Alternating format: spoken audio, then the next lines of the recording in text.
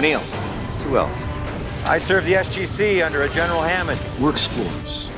You see, we're from another planet. The unstable vortex of a forming wormhole. Kawoosh. Indeed.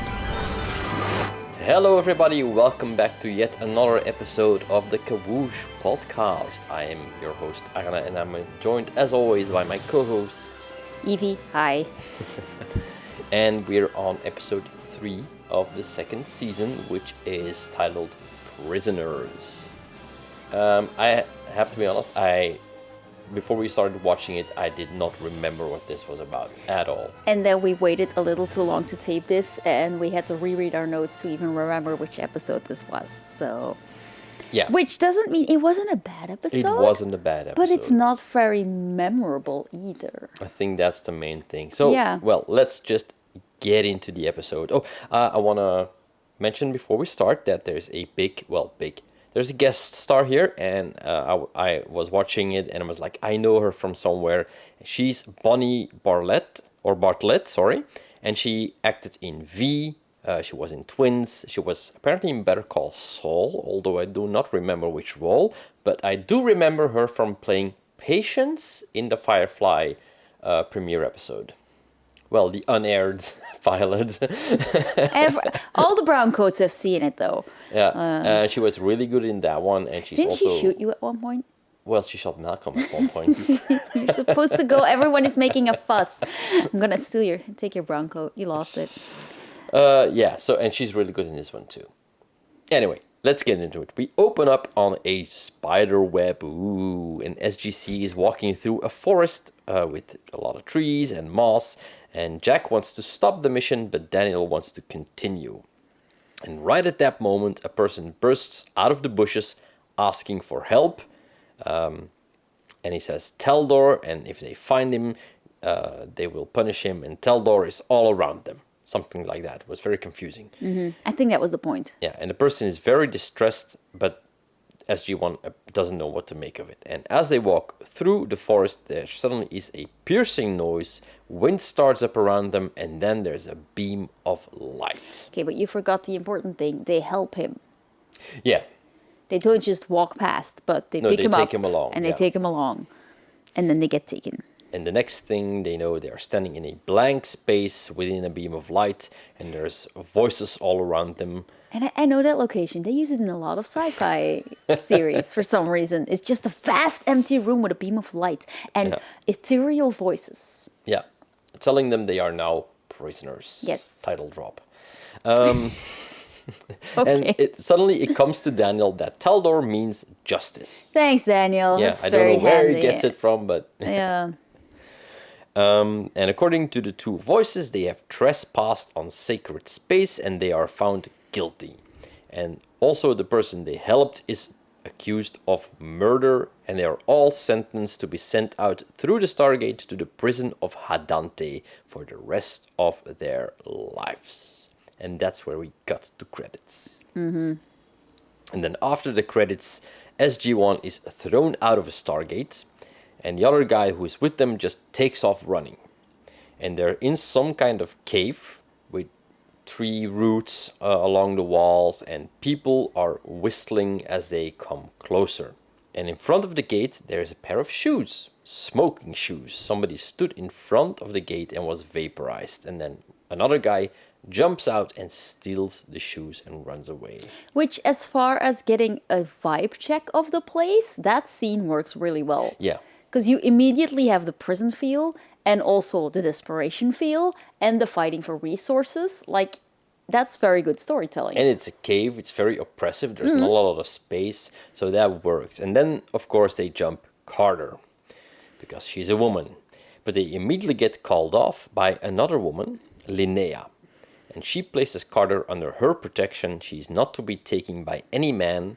And then there's this guy, Vishnor, who is apparently the leader of the guys, or the main big bad guy. I think he's her second in command. More like an enforcer, I think. Yeah, I think so. The muscle. Yeah. Yeah, but he's not happy about it.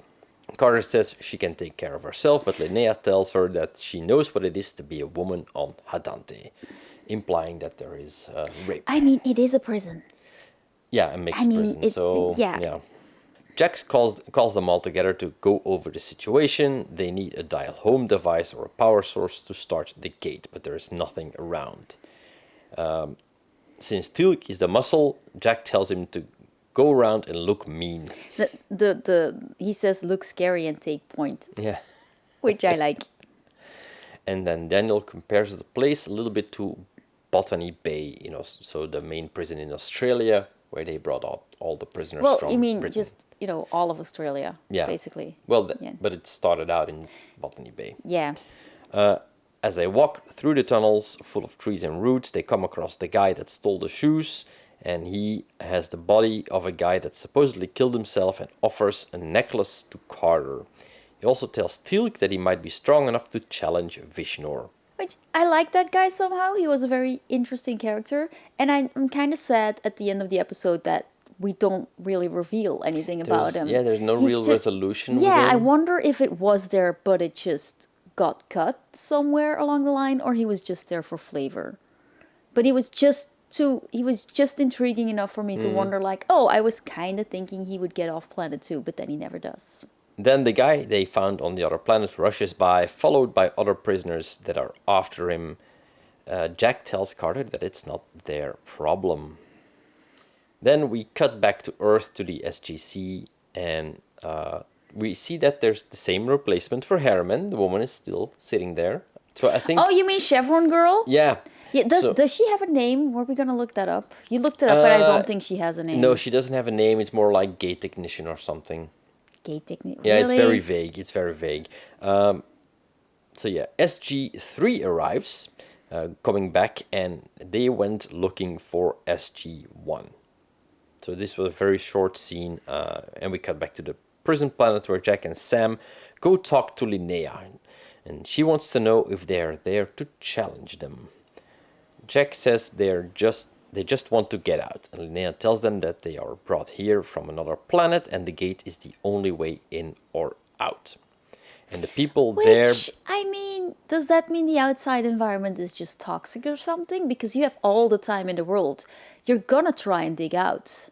I was wondering the same thing, and I'm not sure if they went into that. They might have had a throwaway line. Well, they probably just believed Linnea at her word when she said there's no other way out. But I don't know. Well, there isn't an immediate way out. There's a way out to the planet, but you're still stuck. Well, I think that's what they mean. well, yeah, but that would only make it, I don't know. Depends on what kind of planet. I mean, It's probably there for a reason. I am probably over there. Yeah, you're a little bit. I think it might be that the gate was placed there specifically for it to be a prison, because they took out the DHD. It's gone. Yeah. But there's no way in or out, but the people there believe that if you're standing in front of the wave of the gate, it will get them out. Jack and Sam... I mean, technically speaking, yes. But, Jack and Sam tell her that it's not the case, that you die when you get caught in the vortex. But Linnea tells them there are two ways to keep power in a place like this, through fear or through hope. And it helps that the people believe that they can get out. At the SGC, they return from the planet with all the weapons and the gear of SG1.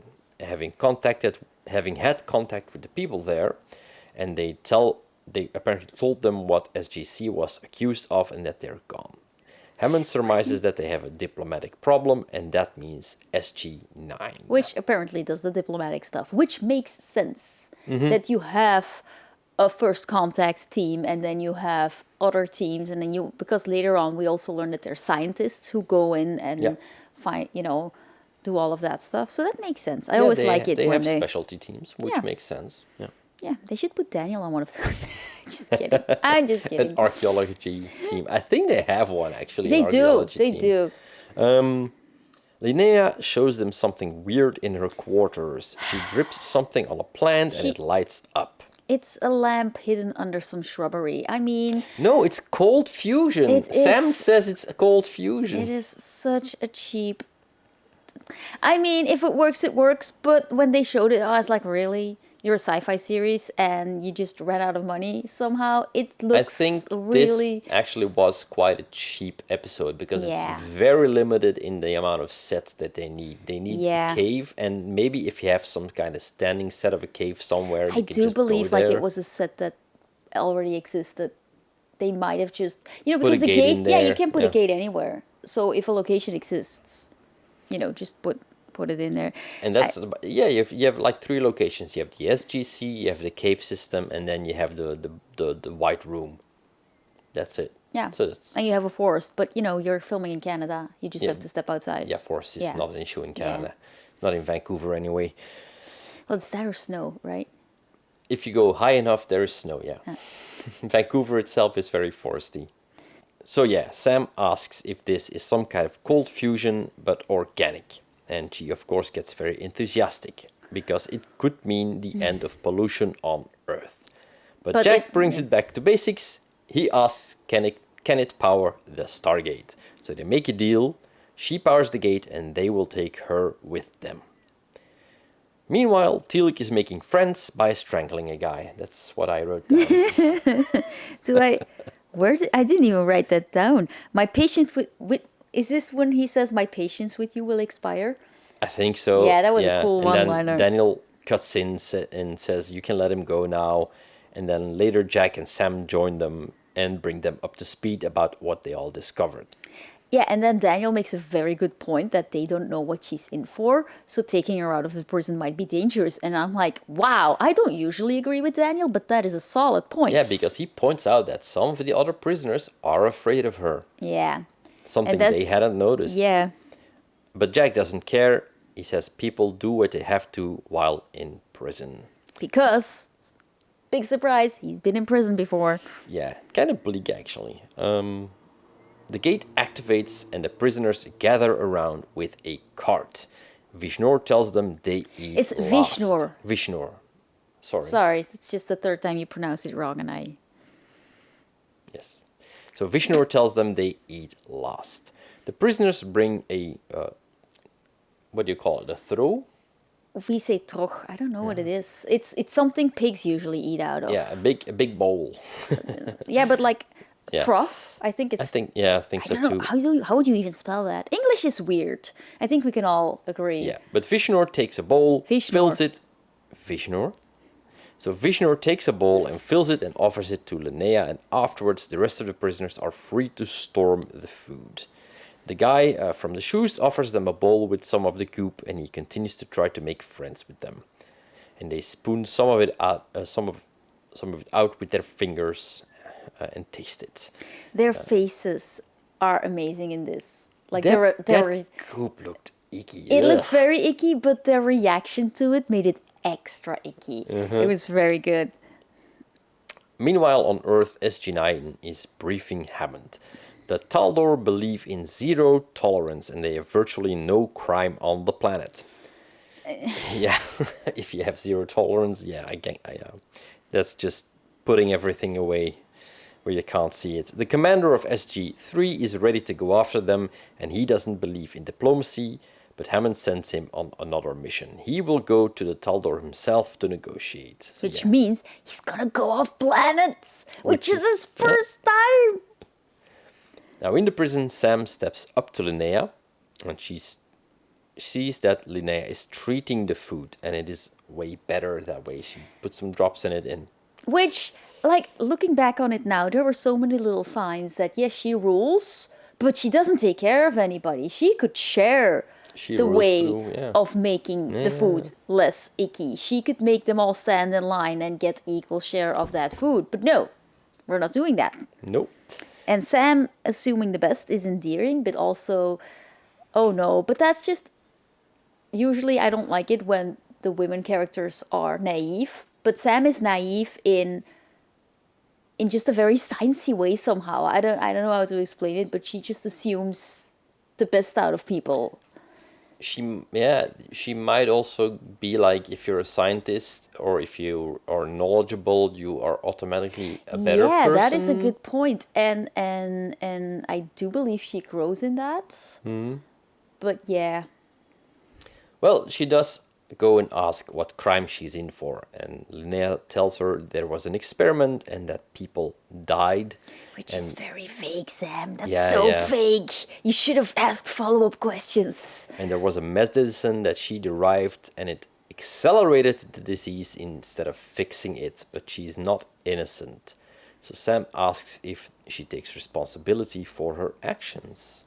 Which is not, well, that's a good question, but also, are you sorry about what you did might also have been a good question, maybe. Yeah, because taking responsibility and Yeah. being sorry for it is not exactly the like, same. like if I, hurt someone in self-defense, I'm going to take responsibility for it, but I'm not going to be sorry about it. So Exactly, it's, yeah.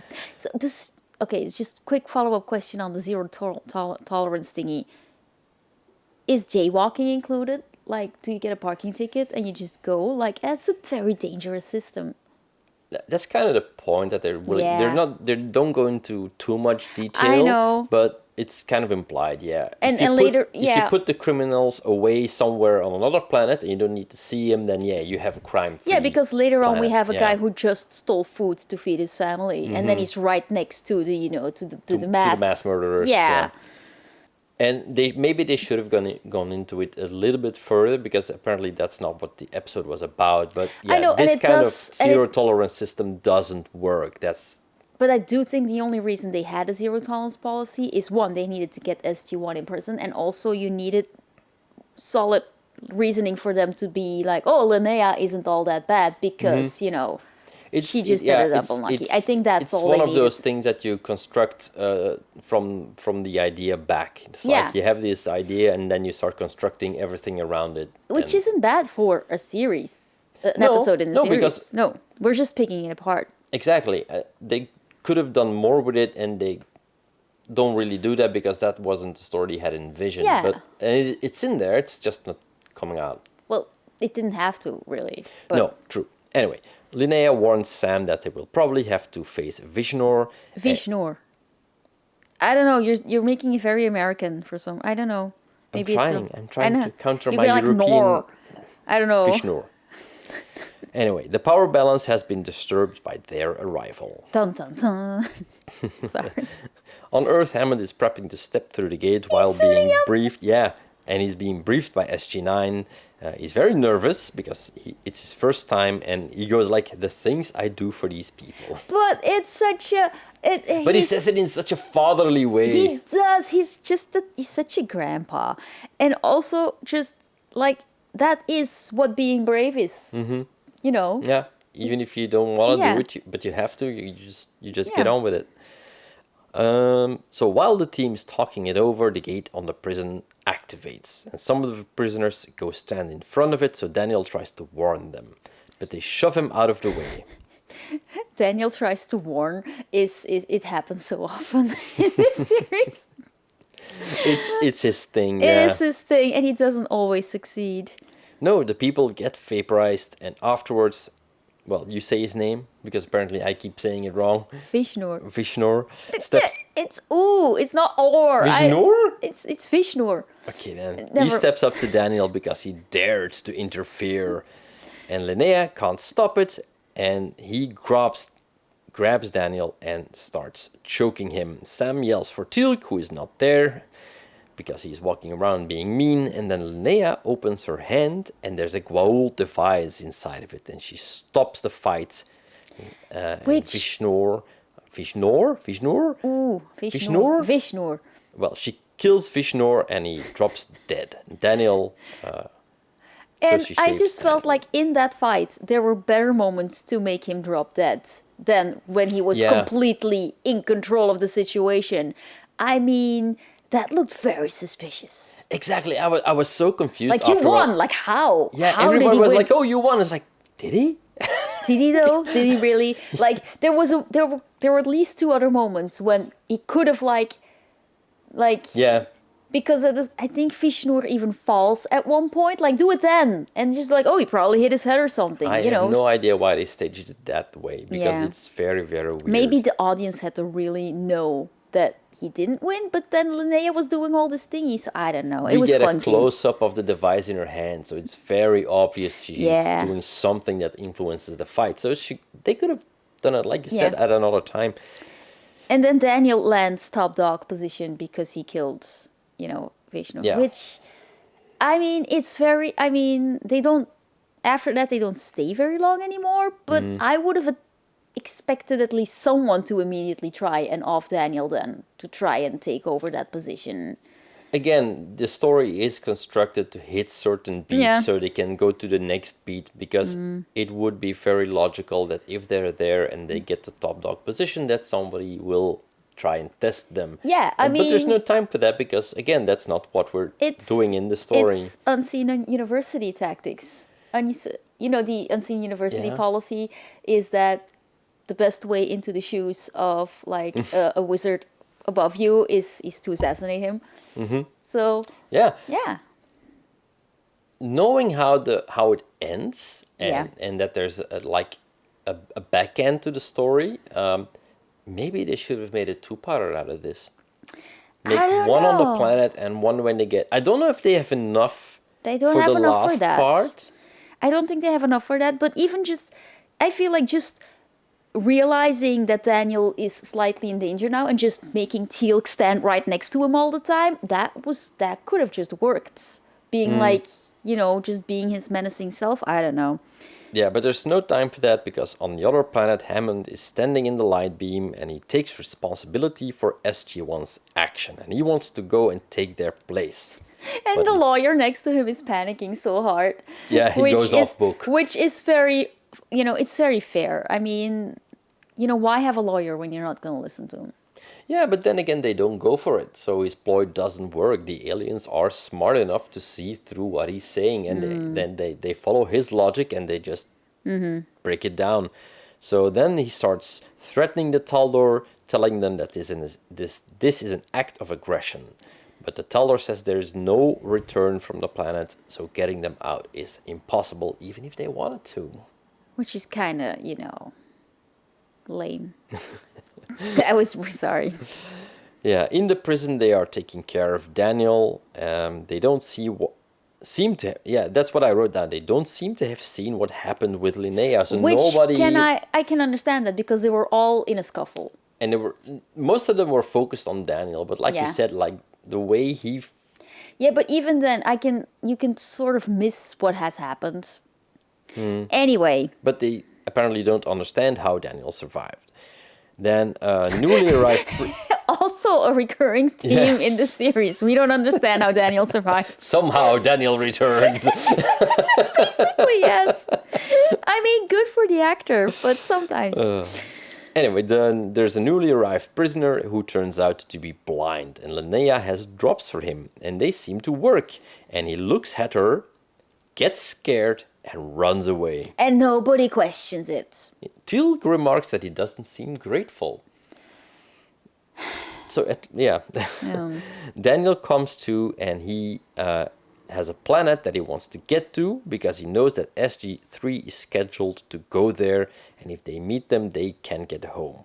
So they have a window of opportunity right after dinner. Which, I mean, with how many times they go off planet, I feel it's not very good planning to keep all your Stargate data knowledge inside Daniel's head. Can you not write down some backup planets just in case something goes wrong? I don't know.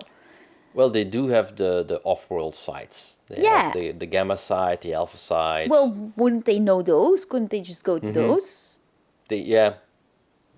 I don't know. They could have gone there. And they have planets that they're friends with, so they can go there. There's so many teams. But the thing is, and that's why they go there, because they need one of the wrist devices from the team, Yeah, so they can but send a there's- signal that they're coming back. But they have planets where there's a more permanent... Yeah, if they go to one of the sites, they should be able to go. Yeah. I don't know.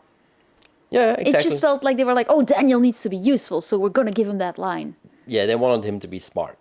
And that's also the only reason why we have the scene that SG-3 gets sent on another mission. Yeah. Which is, it works in... It does mean it works in a contained episode and you don't have to know the lore of all of, how everything works to explain how they're going to get off But it planet. is a bit convenient. Like, You know what's also convenient? What's coming up? Yeah, the next day the food arrives and everybody's looking at Daniel because they believe he killed fish sorry. He must now distribute the food and he gives some to Linnea and then they want to rush the thing, the throw. Throw. I think throw. But the more I say it, it's like bowl. Remember when Ted Mosby tries to like everything is weird when you say it enough. Bowl. Okay. And sometimes I just see a bowl and I just start laughing and it's all Ted Mosby's fault. Anyway. Yeah. So Daniel stops them and let SG1 go first. I'm like, oh, because at first I was like, oh, he's gonna be benevolent and have a it's system. like, okay, now go. Like, dude, seriously? No, my friends go first now. It's like, oh, okay. Which makes sense, but then line them all up and maybe I don't know. And then afterwards they rush the food. It was a bit of a weird scene because I thought it was gonna have a point. I but think it they doesn't just really. wanted to show that Daniel was clunky in the role or something. I don't know. But it doesn't matter because they're gonna leave right after. Yeah. So Tilk and Sam take their places along the gate and they start wiring it up. Linnea starts the confusion with her drops, and the previously blind prisoner is spying on them. No, and hang on. sees what's We have to pause at the moment that there are zero calculations of any kind going on. They just put the plant around the gate and then they put drops on it. You can't just that's like taking a car battery, like hooking it up and just and then hoping it's the right pulling a voltage. lever and just hoping if this is cold fusion, I'm not a scientist, but I thought cold fusion needed careful management and stuff. And we know that the naquadah, which is what the gate is made of, is explosive. It's highly volatile. Yeah. But no, they're just, yay, now it's a Christmas wreath, drop your drops on it. It was very convenient. So they managed to activate the gate manually by turning it, and then Daniel goes through first, and then the others. And the new arrival saw everything, and he yells of an escape. He manages to follow them, but the rest of the prisoners are too late. So that's why they were waiting for the food. So they were all busy somewhere else. Yeah, and I kind of and then we see the creepy guy, the one who's been trying to make friends. He doesn't make it, and I'm like, I kind of really wanted to know his story, Maybe it was cut. Yeah.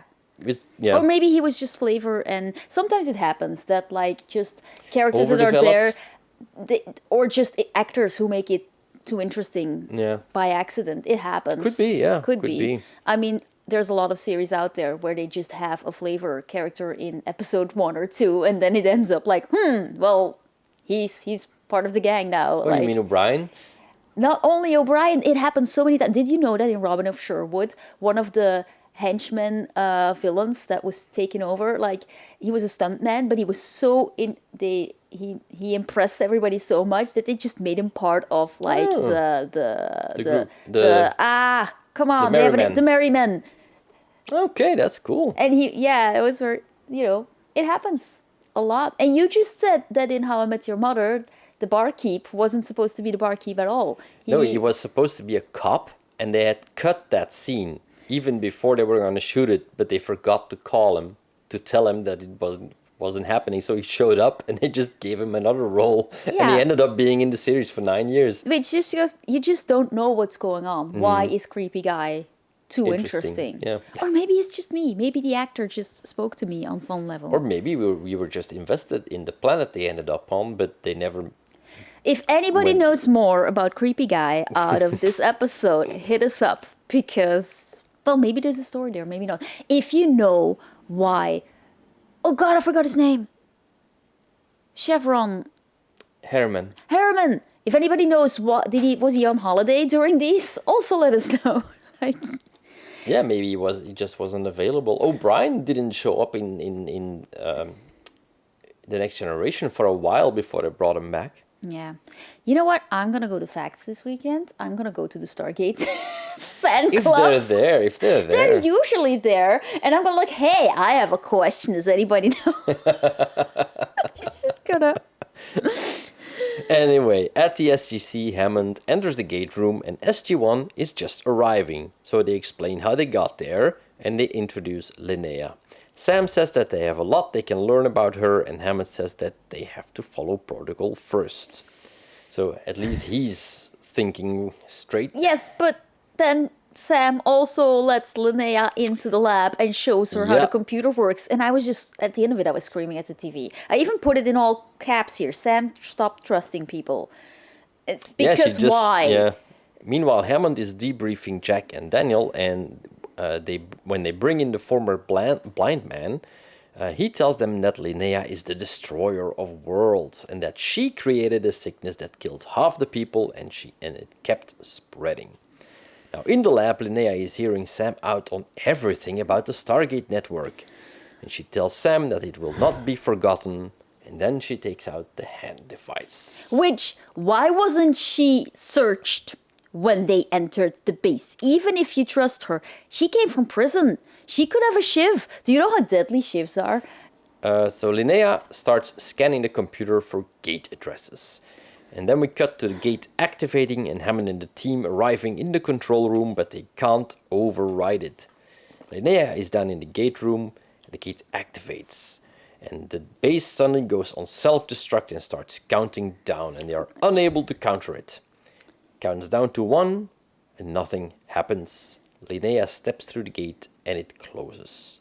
And next thing, all the power in the base shuts down, and a message comes on the screen in text.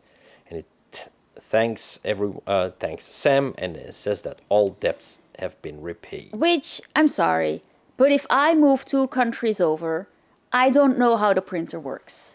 I call bullshit on this lady who has to use drops on plants for cold fusion to immediately know how to initiate a fake countdown, how to make the system shut down, how to leave a message. Like, even if she comes from a technologically advanced species. even then, if you go to another, like, She had like 5 minutes. Like, we changed printers at work, and it took me half an hour to figure out how to put the new ink cartridge in. Like, and I know I'm technologically, not the best at stuff, but come on. No, but it is a fact that once the reveal is there that she's a bad guy and that she knows more than you would think, she suddenly can do anything. Yeah, because they ran out of time and they needed her off the planet and they needed her to be untraceable. But I don't know. And it does end on maybe we'll see her again, and I'm not sure if she's gonna come back. Maybe she's just unforgettable in whatever episodes. And that's unfair to the actress because she does a phenomenal job at what she has been given. I just don't really like... I just feel like The Destroyer of Worlds has been done before in... at least a few times in Star Trek. I don't know. It just feels... most of the Goa'uld are like the Destroyer of Worlds. Yeah, we don't really need another Destroyer of Worlds. I could have gone for Mad Scientist, but it's just not clear enough in this that, And that's why I'm thinking maybe they should have made it a 2-parter so they could at least put the time in. If she really is a scientist that liked to experiment on people, I would have loved to see, and I mean this on a story standpoint, not in an I like to see people suffer kind of way, but she could have experimented on the people in the prison, because that's a never-ending supply of lab rats. So why wasn't she doing that? She could have said, hey, this food is tastier now, and they would have eaten it.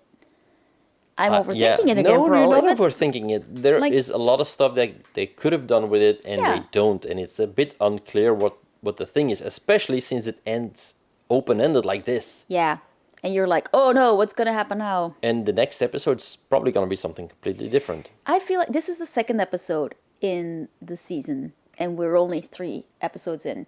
And this is the 2nd time they tries to set something up for later, because we have the Goa'uld resistance that was set up in the last one. Now we know that that's going somewhere. But again, and I hope it's not a whole season of, oh, look, we're trying to expand the world, because you can't keep doing that ad infinity. You have to...